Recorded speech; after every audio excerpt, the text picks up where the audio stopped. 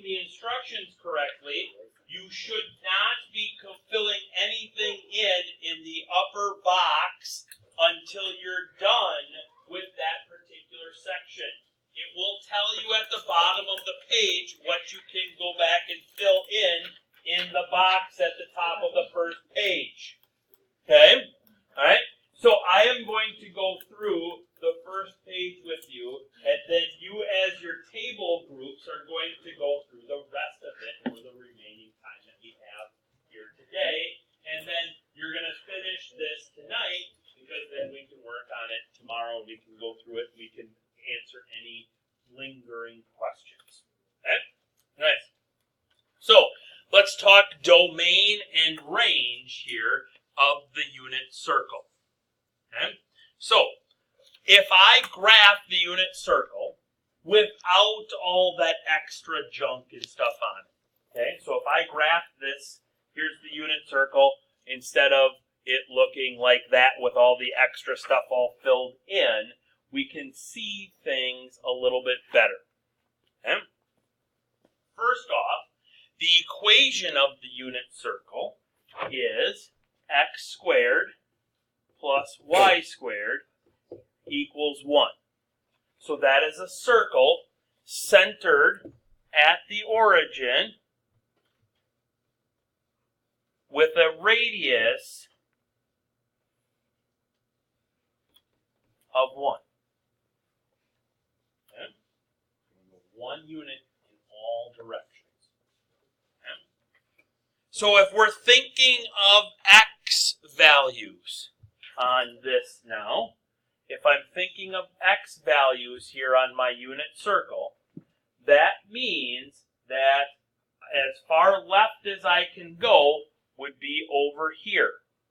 And I can have x values all the way to the right, which would be in that range, or in that set of values right there. So how far right does the unit circle go on the x-axis? Goes to 1. And so we fill in 1 in that first gap in part A. How far left does it go? So it goes to negative 1, right? It goes 1 unit to the left, which is negative 1 on that one. Okay? So therefore, all of the x coordinates on the unit circle are between negative 1 and positive 1 inclusively, which means that we include negative 1 and positive 1. Therefore, the domain of the unit circle is from negative 1 to positive 1, or if we wrote it in interval notation, we would write it like that. So since the unit circle cosine is x, right? Then cosine here is going to be between negative 1 and positive 1. So no matter what angle you give me, I know for a fact that the cosine of that angle is somewhere between 1 and negative 1. Okay? So if you said, Lynn, what's the cosine of 1,000,000 degrees? Okay? I know for a fact that it's between negative 1 and positive 1. Okay? So it narrowed my range, or my possibilities down. Okay? Okay? Likewise, okay, so now let's go over to the range. So the range on the graph, how high does the unit circle go? Now we're talking y's. How high does it go?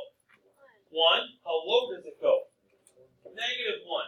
So that tells me that all of the y coordinates are in between negative 1 and positive 1, which tells me that the range is from negative 1, but now I got to switch to y's because now I'm in the range there.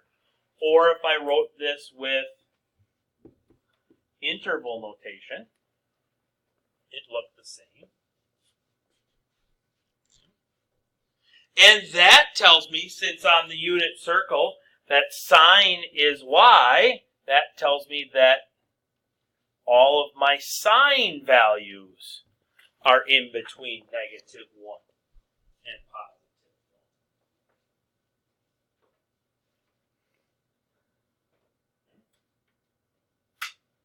I'll let you fill in your own words, because those would have to be in your own words, not in my words. Okay? But you can use my words, because my words might be the same as your words, but I'll let you fill in those 2 lines. And then we can now go up into the big box on the top, and on number 1, we can fill in these 2 things right there, which is number 1.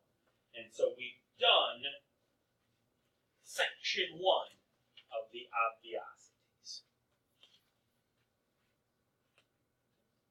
So now you, as a table group, now are going to do section numbers 2 and 3 and 4 and 5 and 6 and hopefully get to 101 and 102 and 103. Oh gosh. It's after we took out sections 7, 8, 9, but we left section 10. Okay, go for it.